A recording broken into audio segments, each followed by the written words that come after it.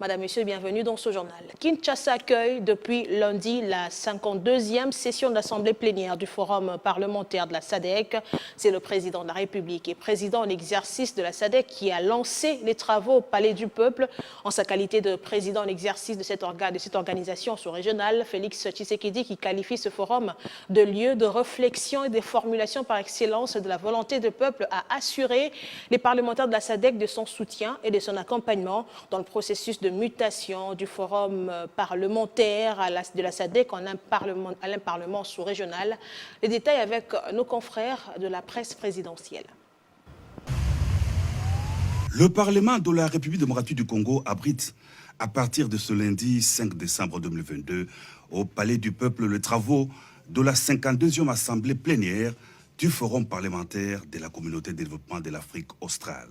Invité de marque de ce forum, le chef de l'État, Félix-Antoine Tshisekedi Tshilombo, président en exercice de la SADC, a rehaussé de sa présence la cérémonie d'ouverture de ces assises qui s'étendront durant 7 jours, une cérémonie à laquelle ont pris part les présidents de 2 chambres du Parlement, Christophe Mbosso Nkodia, président en exercice du Forum parlementaire, et Modeste Bahati Lukwebo, président du Sénat, ainsi que plusieurs délégués des pays africains membres de la communauté. Placé sous le thème « Le rôle du Parlement dans le cadre du renforcement des cadres législatifs pour la paix et la sécurité dans la région de la SADC », la 52e Assemblée plénière du Forum tombe à point nommé un RDC qui vit une situation sécuritaire et humanitaire très difficile, causée par l'agression du Rwanda dans l'est du pays, sous couvert du groupe terroriste M23. Les forums parlementaires de la SADC, qui se veut une émanation des populations, devraient concourir et renforcer l'intégration et la coopération régionale, a indiqué le président de la République dans son discours d'ouverture des travaux. Pour le cas de la RDC, le chef de l'État a stigmatisé l'insécurité persistante dans la partie est du territoire national. Il est de notoriété publique que ces assises s'ouvrent, comme l'a indiqué l'honorable président de l'Assemblée nationale de la République démocratique du Congo, dans un contexte crucial marqué par l'insécurité persistante dans la partie est de notre territoire, en particulier dans le Nord Kivu, en raison de la prolifération des groupes armés et notamment du Rwanda sous couvert du groupe terroriste du M23 qui s'adonne impunément à des massacres et autres actes odieux consécutifs de crimes de guerre et de crimes contre l'humanité. À cet égard, et en mémoire de ceux qui ont succombé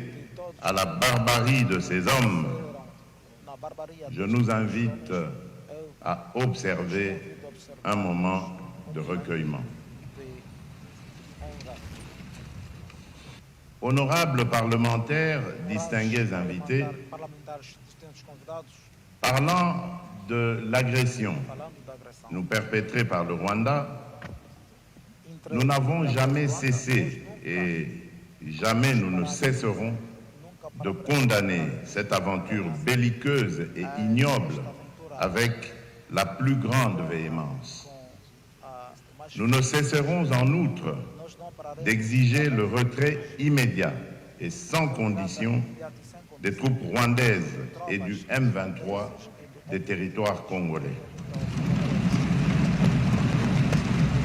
Cette position est éminemment juste et nous saluons le soutien que nous apportent les pays frères d'Afrique et particulièrement ceux de la SADC. Hélas, l'agression de la RDC dans l'est du pays s'opère sous les regards complaisants de la communauté internationale, a déploré le président de l'Assemblée nationale, Christophe Mbosso, qui en a appelé au soutien des États membres de la SADC pour défendre le pays dans les concerts des nations. Que ces États viennent à la rescousse de leurs frères meurtris par une agression barbare du Rwanda, a renchéri le président en exercice du Forum parlementaire de la SADC dans son mot de circonstance.